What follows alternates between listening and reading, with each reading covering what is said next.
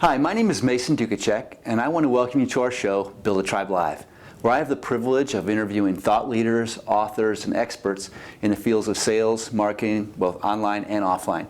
And today's guest is Alan Minster, who is the co-author of the book, Sales Utopia, How to Get the Right People Doing the Right Things Enough Times. He's also been featured in the St. Louis Business Journal and also appeared on the cover of Selling Magazine. I've asked Alan to come in and visit with us today. He has provided services to about 850 companies, I guess it is, since 1992, I'm guessing. Yep. And helps them increase their sales revenue. He helps them increase the effectiveness of their marketing campaigns and get control over the sales process. And I basically invited Alan in today to tell us how he does that. And just so you know, Alan, the format's pretty simple. Just basically I have about 10 questions I'd like to ask of you, maybe a few follow-ups, and just be yourself and let us know what you think.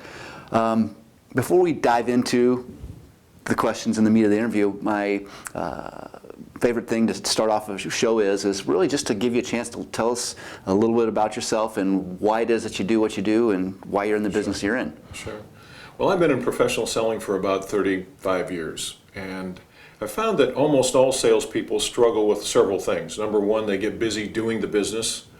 They don't consistently fill their pipeline with new prospects. They do a horrible job of staying in touch with existing customers. They don't do a great job of cross-marketing.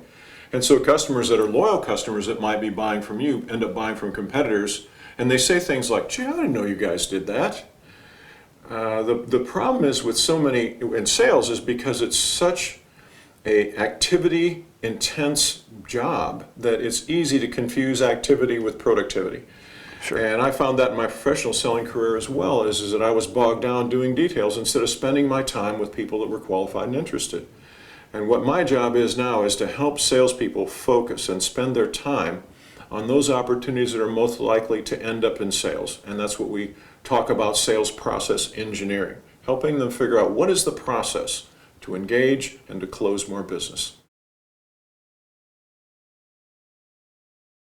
Of all the advice that you've been given, what do you consider the worst business advice you've ever been given? Right now, the worst business advice I think there is out there for professional salespeople is that old adage, ABC, always be closing. That old thing, which was pounded in my head from the day I walked in the door, is not only irrelevant, but it's annoying and counterproductive.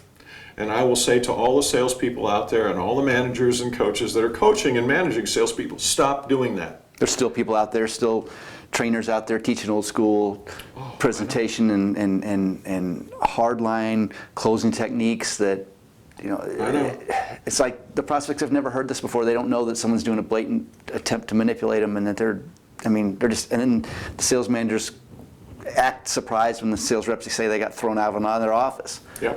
And it's so predictable. And I was on a sales call with a prospect, and he told me, I am so tired of salespeople coming in here, and I know exactly what they're going to say. I know how they're going to say it, and I'm tired of it.